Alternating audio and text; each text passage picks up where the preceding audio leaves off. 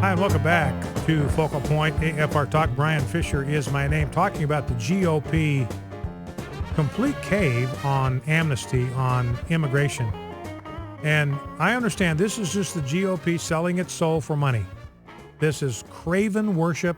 The GOP elites now are bowing down. They are worshiping the god Mammon. You picture some idol, some statue that's got the name Mammon inscribed on the base, and you are watching all of the GOP leadership bow down and worship the god Mammon. That's what this immigration thing is all about. It goes back to something that we talked about earlier. Number to call, by the way, if you want to join the program, is 888-589-8840, 888-589-8840. This goes back to something that we said earlier, well, I forgot my point now. I'm giving out the phone number, forgot my point. Anyway, I'll figure it out here. I'll get back to it here in a second.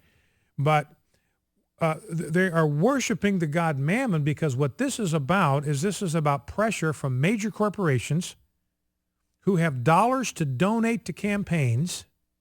And these major corporations, this is crony capitalism, coming to the GOP and saying, look, we need workers that'll work for minimum wage. We can't get Americans to do these jobs because they can make more money on welfare than they can coming to work for us. So we need people that aren't yet on welfare who will work for minimum wage, who will work for relatively low wages. We need a whole batch of low-skilled workers to run our assembly lines and our factories and all that kind of thing. If you will give us a flood of these cheap workers, and see, these big business guys, that's all they care about. They do not care about America. They don't care about American values. They don't care about what the long-range effect of these policies are. They just want more cheap workers. That's all that they care about. And so they say to the GOP, if you'll give us cheap workers, we will give you money for your campaigns. That's what this is. It's that simple. They're selling their souls basically to the god Mammon to get money for their campaigns in exchange for giving these big businesses what they want. You talk about the GOP being in bed with big business. Well, ladies and gentlemen, sometimes it's true, and here it is. We're looking at it right now. Now, the problem, of course, in the long run is politically, the GOP base is nowhere near ready for this. The evangelical base does not want this. Now, there's this group called the Evangelical Immigration Table, got some names on it you would recognize, and they're going to put a big splashy ad in USA Today promoting amnesty. And they claim to speak for the evangelical community. They call themselves the Evangelical Immigration Table. They do not speak for evangelicals. In fact, the money behind them is George Soros money. George Soros is the bankroller for the Evangelical Immigration Table. He's an out-and-out socialist. He has actually has a design, a goal, a mission to subvert America, to subvert the American economy, to subvert the American system of democracy. And he's found that these leaders of the Evangelical Immigration Table are willing dupes. If he gives them $400,000, they will turn into shills for amnesty. So don't believe a word of that. You'll see the Evangelical Immigration Table. You'll see the ad in USA Today. You'll hear how evangelicals support amnesty. It is simply not true. That's George Soros money. And some willing, I don't know what term to use for these evangelicals that are fallen for this, but they've abandoned the scriptural standards on national sovereignty and on the rule of law and on assimilation and all that kind of thing. Anyway, so that's what's going on out there.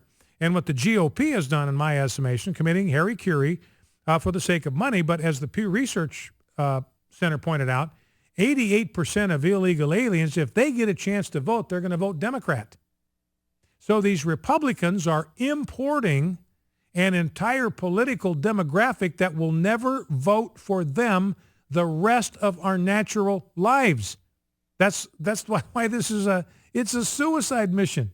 It's like the GOP taking a samurai sword and disemboweling themselves. That's the picture here of what is going on. And Senator Sessions talking about this issue of income inequality. And he points out, what Jeff Sessions points out, Senator from Alabama, is the president's own economic advisor, Gene Sperling. So this guy's an administration guy. He's not a Republican, not a conservative. He pointed out that there are 3 unemployed people for every available job. Somebody did a study. How many people are looking for work? How many jobs are out there? They can go and accumulate all the job postings and then compare that against all the people that are out there looking for work. There are 2.7 people right now, 2.7 people that are looking for work for every single job that is available. And Jeff Sessions, look, our first priority, let's set aside rule of law, national sovereignty, border security, all that. Our first job is to take care of our own people. And this thing has been flatlined since 2000. You know, last year we got 1 in 5 Americans are on food stamps. So what is the president, now with the collaboration of the GOP elites, what are they proposing? Doubling the number of guest workers entering every year, granting immediate work permits to millions of illegal immigrants who illegally are not able to work now, and tripling the number of new immigrants granted permanent residency over the next decade. Yes, that's what the GOP elites want to do. 3 Americans for every available job, and what the GOP elites and President Obama want to do together is triple the number of new immigrants that are granted permanent residency over the next 10 years. And realize right now we admit legally 1 million immigrants every year. We've got the most generous, open-handed, open-hearted immigration policy in the world. 1 million immigrants a year legally admitted into the United States. So we got a very generous immigration policy for people who are willing to wait in line and play by the rules. Now, what the GOP wants to do is increase that number to 3 million a year. They want 3 million a year being legally admitted into the United States, 30 million over the next decade, 30 million low-skill, largely lower-skill immigrants into the U.S. over the next 10 years. You know, and if the GOP is looking to sort of attract low-income voters, this is not the way to do it. You know, they're perceived as the party of the rich. It's inaccurate a lot of the time, but they're just feeding into that stereotype now. In fact, it's true in this case. They are the party of the rich. And the opposition among lower and middle income Americans is huge. You poll people who make less than $30,000 a year, they are opposed to this tripling of immigration by a 3-1 margin. And Jeff Sessions goes back and looks at 2000 to 2013, and catch this. This is a stat that'll blow your mind. The number of U.S.-born Americans with jobs declined by 1.3 million over those 13 years. Number of U.S.-born Americans with a job dropped by 1.3 million. In the meantime, the number of immigrants with a job increased by 5.3 million. So in other words, all of the employment gains on net, when you net it all out, all the employment gains went to immigrant workers. Now here's a Harvard professor, George Borjas. He determined that high levels of immigration from 1980 to 2000, this is after Reagan's amnesty thing in 1986, it resulted in a 7.4% wage reduction for workers without a high school diploma. It wound up being a pay cut for American workers with no high school diploma. Current immigration policy resulted in a net wage loss of $402 billion for workers competing directly with immigrant labor. So it's a $402 billion pay cut for American workers that are competing with illegal aliens or immigrant labor, not all illegals, but just immigrant labor for the same job. So it's just a catastrophe. And let's play this soundbite for the DOJ nominee Jay Johnson, clip 19, Rob. And Jeff Sessions, and remember, this is the guy that's responsible to enforce our immigration laws. And Jeff Sessions, asks him this question, basically, is amnesty, is it a civil right? Do these people have a right to be rewarded for breaking our laws? Here's how the exchange went. Do you believe that an individual who entered the country unlawfully has a civil right to citizenship in America?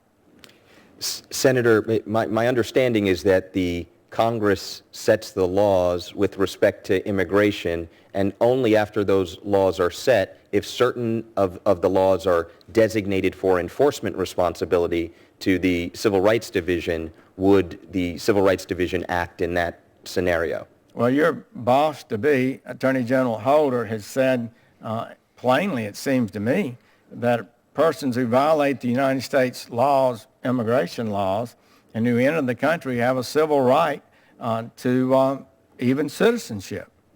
Do you agree with that or not? Well, I am just hearing this statement now, and I take it that what may be at the source of the Attorney General's comment is that in certain circumstances, people who are vulnerable or not properly documented can be preyed upon because of their status. And there are certain circumstances in which such people would need the protection of law enforcement and others to make sure that their rights are not violated as human beings and as persons under the Constitution. So he doesn't answer Senator Sessions' question. He never answers it, which means he believes, yes, this is the Department of Justice. Again, this is the imperial presidency that Ted Cruz spoke of, where this administration believes that they can grant citizenship, grant immigration waivers to people if they want to, no matter what the law says, no matter whether the law says these people need to be turned around and deported to their home country, they are going to go ahead and grant them waivers. And we got a Department of Justice that's responsible to uphold and enforce the federal law that would include immigration law. And they're saying, no, we're not going to enforce that. We believe they got a civil right to citizenship, to amnesty. Now, this is Ted Cruz talking about the imperial presidency. Let me finish this segment with that, and then we'll take some phone calls starting right out at the beginning of the next segment. This is what Ted Cruz says. Of all the troubling aspects of the Obama presidency, none is more dangerous than the president's persistent pattern of lawlessness, his willingness to disregard the written law. We just heard nominee to the Department of Justice saying that. Willingness to disregard the written law and instead enforce his own policies via executive fiat. The president's taste for unilateral action to circumvent Congress should concern every citizen, regardless of party or ideology. The great 18th century political philosopher Montesquieu observed, there can be no liberty where the legislative and executive powers are united in the same person or body of magistrates. That is Montesquieu, one of the influential political philosophers helping to shape the Declaration and the Constitution. Focal Point, AFR Talk. We'll be right back with your phone calls after this. Stay with us, 888-589-8840.